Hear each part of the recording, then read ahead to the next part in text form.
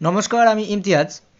গতকাল পিএইচডি ভর্তিতে যে বড় পরিবর্তনের জন্য একটা নোটিশ জারি করা হয়েছে, যে নোটিশে মূলত বলা হয়েছে যে একই শিক্ষার্থী যাতে একাধিক বিশ্ববিদ্যালয়ের জন্য আলাদা আলাদা পরীক্ষা যে দিত এতদিন পিএইচডিতে ভর্তির জন্য, মূলত যেগুলোকে আমরা পিএইচডি অ্যাডমিশন টেস্ট বা রিসার্চ এন্ট্রান্স টেস্ট বলতাম, আরইটি বা আরইটি রিসার্চ এলিজিবিলিটি টেস্ট, এই সমস্ত বিষয়গুলো থেকে বেরিয়ে এসে এবার থেকে জাতীয় স্তরের মতো পরীক্ষাগুলোর উপর ভিত্তি করে তাদের স্কোরের উপর ভিত্তি এবং ইন্টারভিউয়ের মাধ্যমে চূড়ান্ত ভর্তি করার কথা বলা হয়েছে। এক্ষেত্রে UGC NET, CSIR NET, GATE GATE এবং সিডব্লিউডি এর মতো বিভিন্ন এক্সামের কথা বলা হয়েছে। কিন্তু এক্ষেত্রে আমরা কোথাও সেটের কথা পাইনি। যে ডাব্লিউবি সেট আমাদের ছিল এতদিন, তার কথা কিন্তু পাইনি। কিন্তু ডাব্লিউবি সেটের উপর ভিত্তি করে আমরা দেখছি যে অ্যাসিস্ট্যান্ট প্রফেসর মতো বিষয়গুলো হচ্ছে। এবার অনেকে ভাবছেন যে তাহলে কি ডাব্লিউবি সেটের গুরুত্ব হারিয়ে গেল?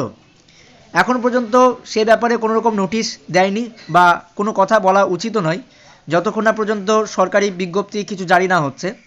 তাই আপনাদের এখন অপেক্ষা করতে হবে এবং যতক্ষণ না পর্যন্ত কোনো স্পষ্টীকরণ আসছে ততক্ষণ পর্যন্ত আপনাকে একটু অপেক্ষা করে যেতে হবে। তাই অনুরোধ করব, কোনো রকম গুজব বা ভুল তথ্যে আপনি বিশ্বাস করবেন না এবং দেখা যাক কি নোটিশ আসছে। পিএইচডি ভর্তির ক্ষেত্রে সেট গুরুত্ব থাকছে নাকি থাকছে না। এবার বিষয়টা হচ্ছে মূলত এই নোটিশের একটা গুরুত্ব অবশ্যই বাড়বে, কারণ এতদিন ধরে আমরা দেখেছি যে বিভিন্ন বিশ্ববিদ্যালয় তারা মূলত নিজস্ব রিসার্চ এন্ট্রান্স টেস্ট বা পিএইচডি অ্যাডমিশন টেস্ট তারা কিন্তু করাতেন।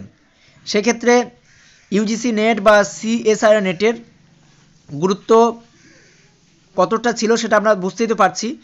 তাই এবার থেকে মূলত যে উচ্চশিক্ষা দপ্তর তারা বলেছেন যে আলাদা করে এই সমস্ত প্রবেশিকা পরীক্ষা না নেওয়ার অনুরোধ তারা করেছেন এবং বিশেষ করে ইউজিসি নেট বা সিএসআইআর নেটের মতো বিষয়গুলোকে তারা গুরুত্ব দিতে বলেছেন।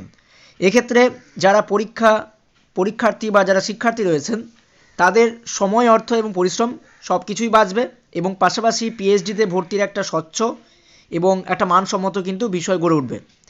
তা অবশ্যই ডাব্লিউবি সেট এর গুরুত্ব থাকলো কি থাকলো না সেটা জানতে হলে অবশ্যই আপনাকে অপেক্ষা করতে হবে সরকারি এবং কর্তৃপক্ষের সংশ্লিষ্ট নোটিশের ওপর। তাই দয়া করে কেউ কোনো রকম ভুল তথ্যে কান দেবেন না বা গুজব ছড়াবেন না। ধন্যবাদ।